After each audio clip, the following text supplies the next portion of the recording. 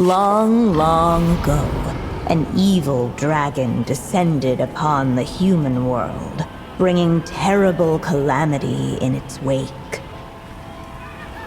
Bravely did the people resist, until at last, the dragon lay slain.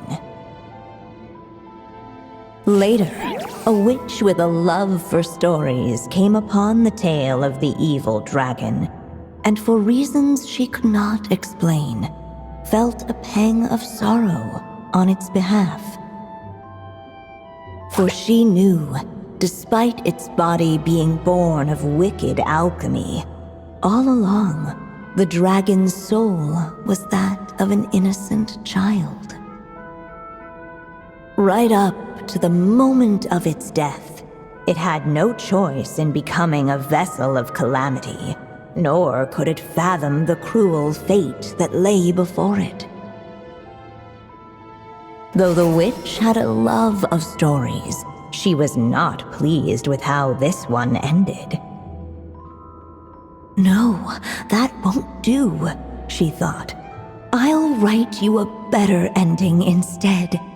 And so she set off to do just that, borrowing a little magic from her friend.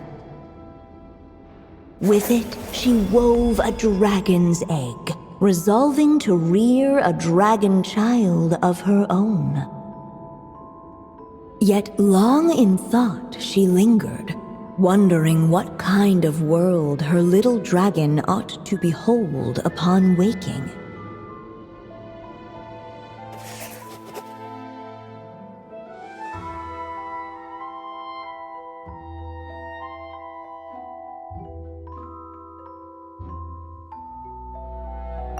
At last, she made her mind up, adorning the cradle with a trace of palatial splendor. Then, she quietly waited for the egg to hatch.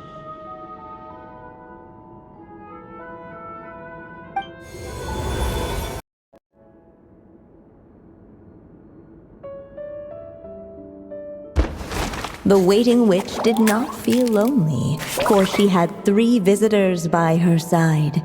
Together, they beheld the hatchling's first breath of life. Holding her dragon child close, the witch promised him a life unlike that of the evil dragon.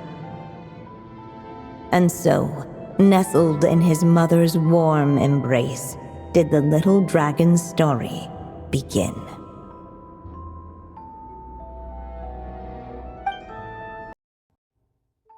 Even a war that shook the world could not halt the witches' gatherings. Yet even so, with the passing of time, 3 of their teacups no longer came to be set. The witches did not linger long in sorrow, for the story witch had brought glad tidings of her own. Born was her dragon child, safe and sound.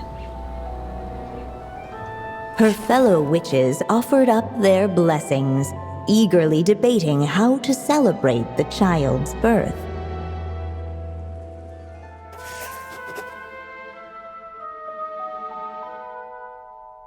In the end, they settled on the most vibrant balloons they could find. After all, what could be more joyous than the arrival of new life? And so, the witches' gathering turned into a birthday celebration.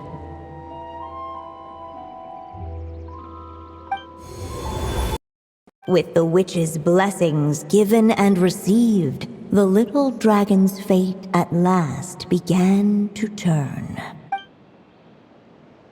In the midst of the dragon child's birthday celebration, the seer witch proclaimed her prophecy. The child had been given the evil dragon's name, and with it, the burden of its fate. But hearing this, the story witch vowed to rewrite it all, for such was her love and resolve. And so the other witches offered their gifts in turn, marvels as rare as any in the cosmos.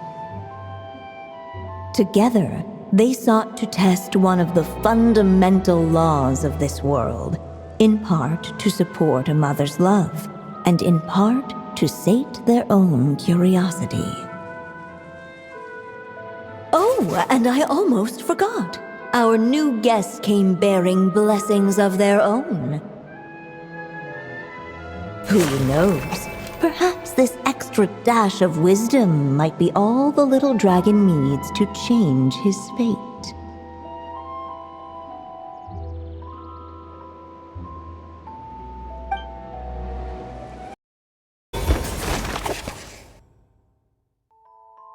The little dragon grew with each passing day, and the Story Witch, who loved him dearly, built him a big, beautiful castle. Yet in the end, she herself succumbed to time's merciless march, setting forth on a journey to a place beyond even the stars. All of a sudden, the little dragon found himself alone. He tried leaving the castle to make some new friends. But already he had grown the claws and scales of an evil dragon, just as the prophecy had foretold. Afraid he might hurt someone, the gentle little dragon hid within the castle his mother had built, and came forth no more.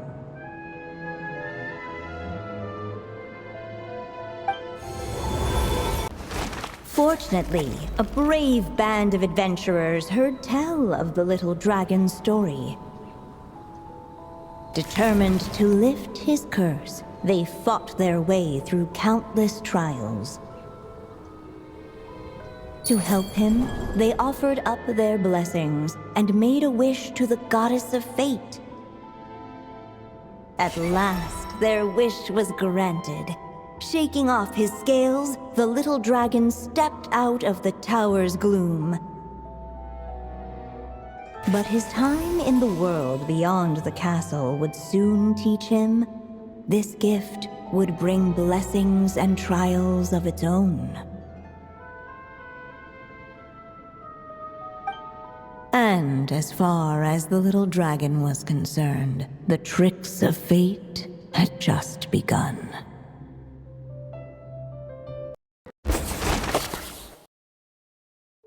The little dragon became companions with a stray cat with dark blue fur. It was a friendship born of all they had in common. He left his castle at the stray's invitation, setting out to explore the world beyond its walls.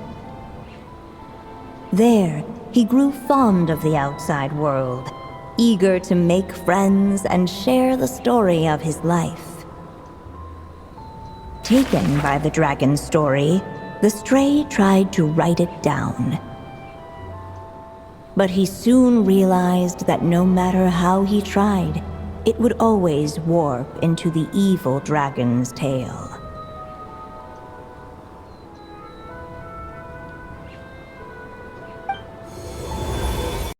Unable to preserve his story, the little dragon wandered astray. Fortunately for him, a certain prophetess had left behind a prophecy to guide him.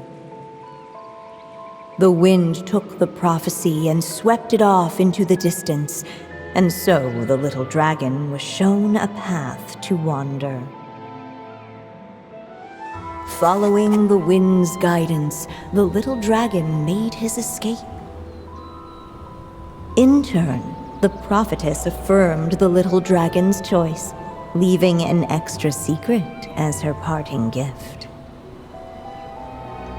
Now that you've made up your mind, I shall keep my promise by explaining fate's little trick. Long, long ago, the gods of the high heavens gave the world outside the castle a magic of its own. They called it storytelling. It was a magic of almost unshakable power that governed how people met, grew close, and understood one another. Each person had a story meant for them and them alone, one whose ending was written in the heavens long ago. In truth, your story and the evil dragons are simply two versions of the same tale, and that is something the magic of storytelling cannot abide. Beyond the castle's walls, your story cannot take root, for the evil dragon's tale has done so already.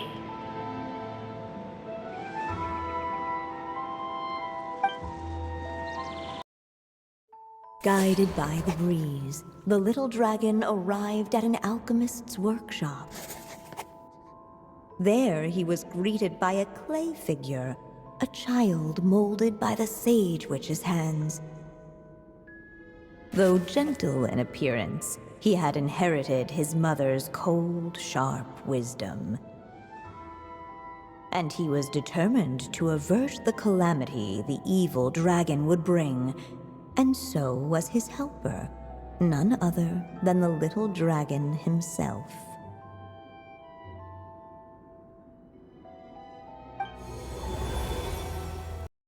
Clay figure found was none other than the evil dragon's heart itself. Though the creature had perished long ago, its heart was still there, pulsing away and growing warmer with every beat. And the clay alchemist knew what it meant. That the evil dragon would return one day, just as the prophecy had foretold. Yet, guided by his mother's wisdom, he foresaw another fate. If only the alchemist could bestow this heart upon the little dragon, he might be reborn in the evil dragon's stead. Only then would the evil dragon's heart grow still, and the little one inherit its tale. At last, the little dragon accepted the evil dragon's heart, and a new life came into being. The evil dragon's heart beat in his chest, and the little dragon's soul guided him forward. Thus did the prophecy hold true, even as fate had been rewritten, and so was the little dragon born anew.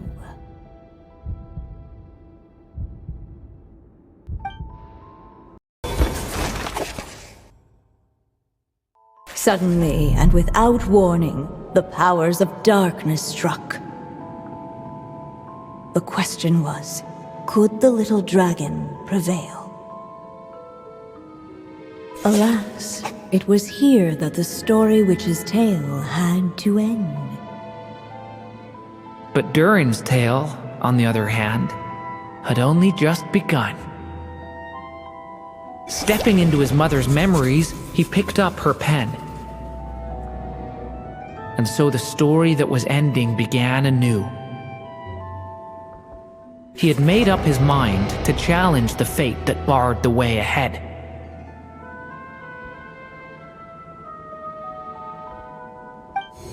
And so it was that Durin defeated the darkness and rewrote his fate. But his story is far from over.